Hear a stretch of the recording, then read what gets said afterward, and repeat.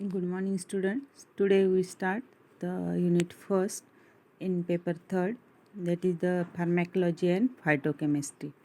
So, question first is the describe the details of pharmacopoeia or explain the natures of pharmacopoeia. So, this is new for you, but the its history is two backs. So that first of all, the introduction. The Pharmacopoeia is an official publication containing a list of medicinal drugs with their effects and directions for their use. So Pharmacopoeia एक book है और official का publication किया जाता है and this books और publications contain the medicinal drugs and their effects and directions of their use. मतलब इसमें जो भी मेडिसिनल प्लांट्स है, मेडिसिनल जो ड्रग्स बनाए जाते हैं उसका पूरा डिटेल दिया जाता है. इसमें उसके इफ़ेक्ट्स है, फिर उसका यूज़ कैसे किया जाता है, वो सब इसमें मेंशन किया जाता है. So this is the book of medicinal drugs. इसे हम मेडिसिनल जो ड्रग्स रहते हैं उसका बुक भी हम बोल सकते हैं. So it is legally binding collections of standards and quality specification of drugs used in country or regions, international, national as well as regional level. So this books contains the collections of different drugs. In that they mentions the standards of the drugs, then quality of these drugs, then how they use and how to identify the perfect drugs. So these books or pharmacopoeia is having the different publications like international, national और regional level. तो national international मतलब जो different countries है, different countries में publish किया जाता है. National मतलब जो डिफरेंट स्टेट का जो डेटा है उस स्टेट का डेटा इसमें पब्लिश किया जाता है. रीजनल लेवल मतलब जो डिफरेंट रीजन्स है, रीजन के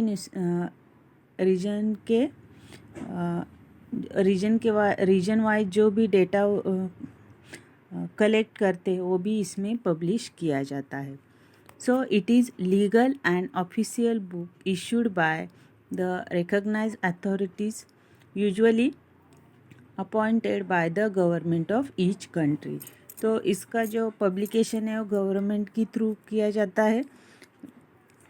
तो this information will be legally and officially. जो भी इसमें जो भी इंफॉर्मेशन पब्लिश किया जाता है वो लीगली रहती है due to the these published by the government of this each countries.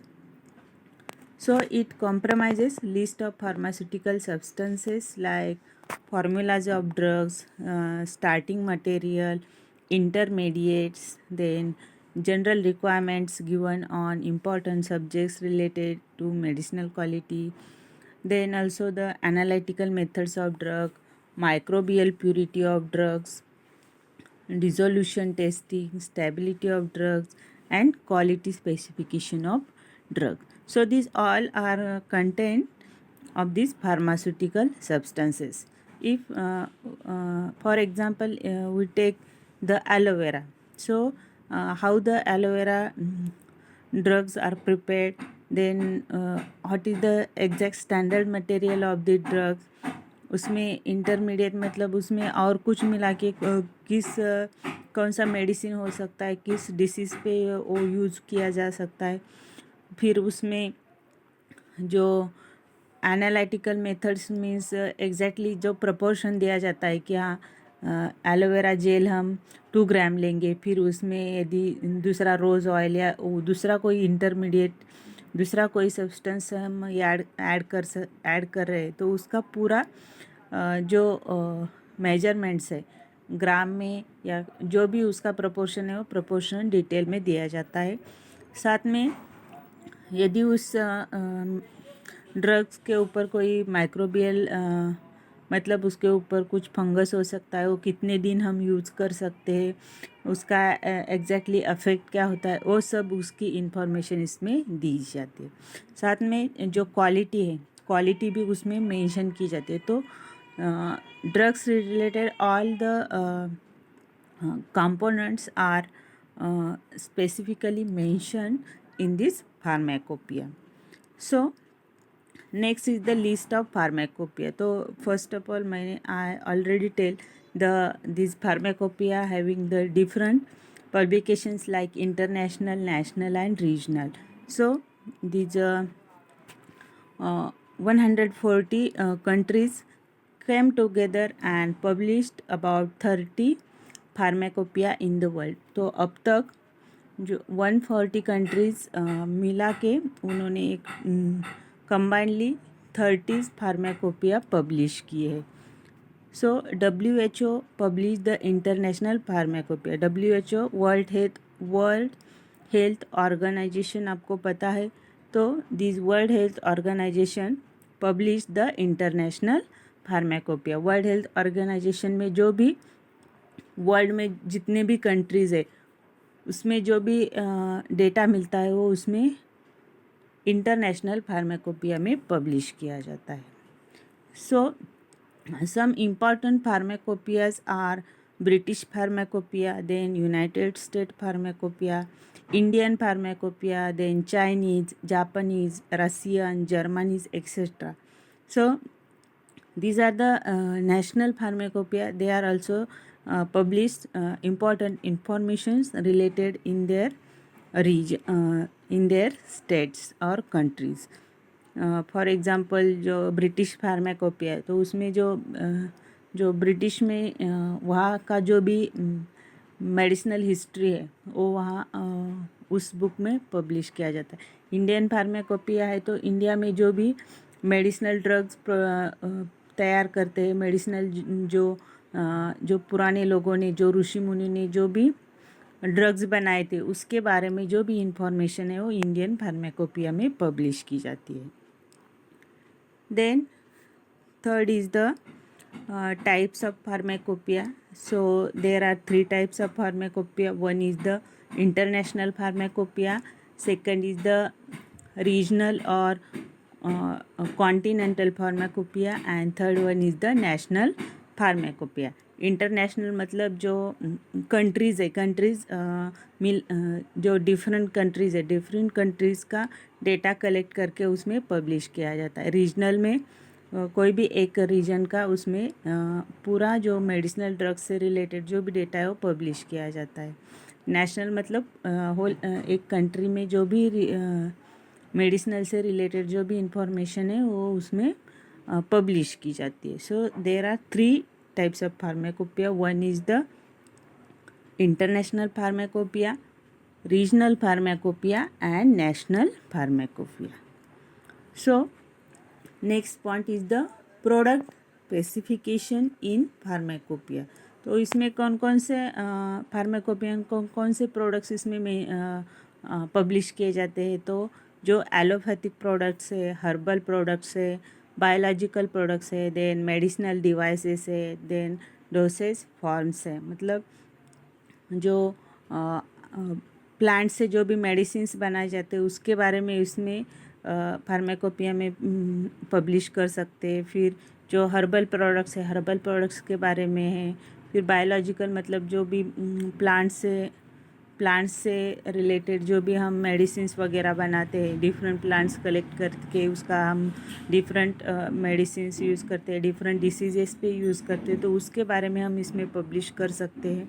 फिर जो मेडिसिनल डिवाइसेस है मतलब जो डिफरेंट प्रोडक्ट्स बनाने में हम डिफरेंट जो इंस्ट्रूमेंट यूज़ करते उसके बारे में हम इसमें पब्लिश कर सकते हैं. साथ में डोसेज फॉर्म्स है मतलब जो भी हम मेडिसिन्स बनाते हैं उसका हम कितने प्रोपोर्शन में जो भी पेशेंट है, पेशेंट को हम कितना उसमें दे सकते हैं, कितने टाइम लेने का जो भी मेडिसिन्स है उसके बारे में जो डोसेज फॉर्म है मतलब वो मेडिसिन कैसे लेना है, कब लेना है, वो सब डिटेल्स इसमें हम पब्लिश कर सकते हैं.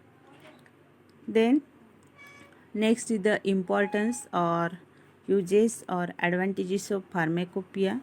सो It is important component for drug safety. It is important instrument for patient and consumer protection. Also, it provides polythene specification for drug substances. Then it gives details about general requirements for dosage form. It also provides polythene control methods in medicines field. So these are some advantage. इससे हम drug safety बता सकते हैं कि कैसे medicinal plants useful है, उसका side effects नहीं होता, वो सब हम इसमें मेंशन कर सकते हैं.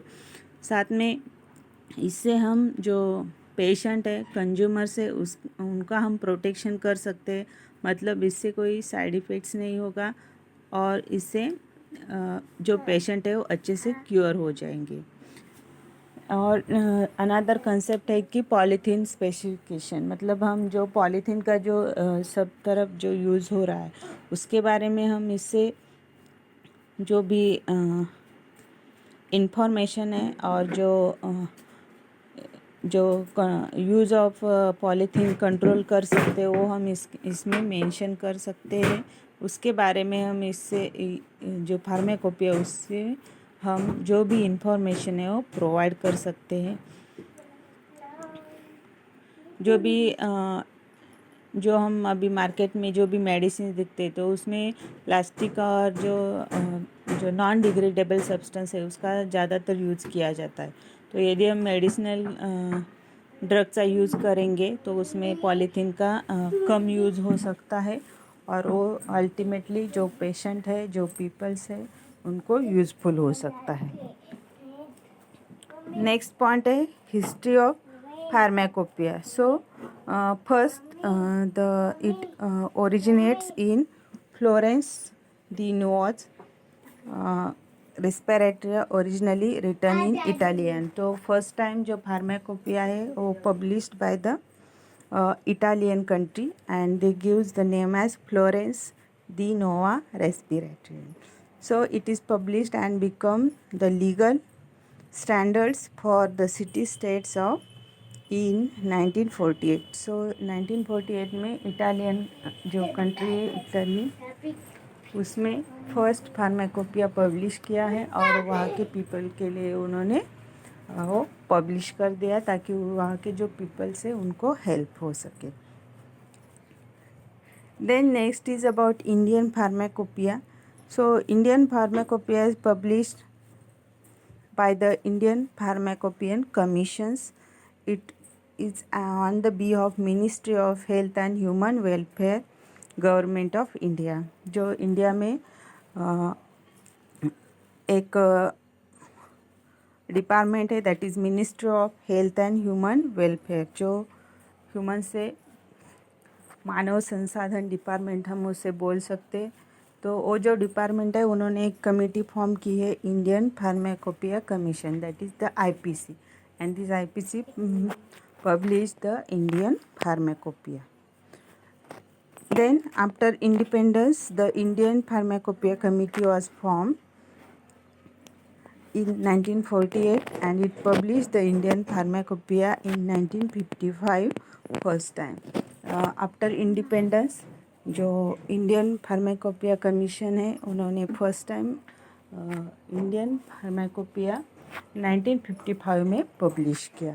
So this is regarding the Indian pharmacopoeia. So in next video I detail discuss about the Indian pharmacopoeia.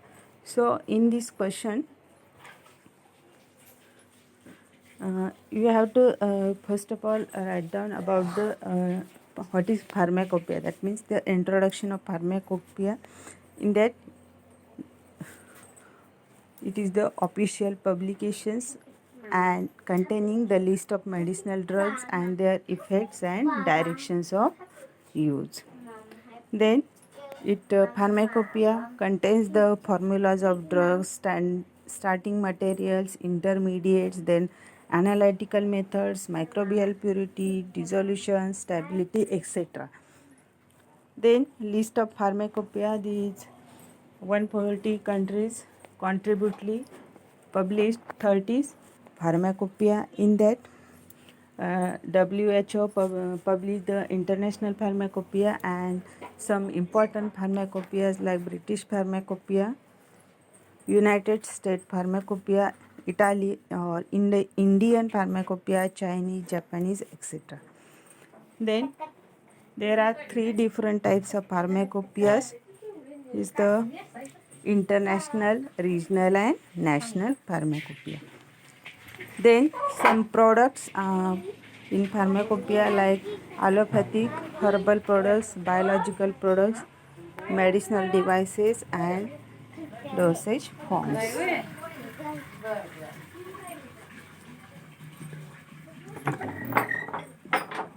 Then first the Italian or Italy in 1948 published the first pharmacopoeia, that is the Florence di Nuova Respiratoria. Then the Indian pharmacopoeia, the Ministry of Health and Human Welfare, Government of India produces or it organized one committee, that is the Italian Pharmacopoeia Commissions, and they published first Indian Pharmacopoeia in 1955. So this is all about the pharmacopoeia. I hope all of you are understood about this pharmacopoeia. So now I stop here.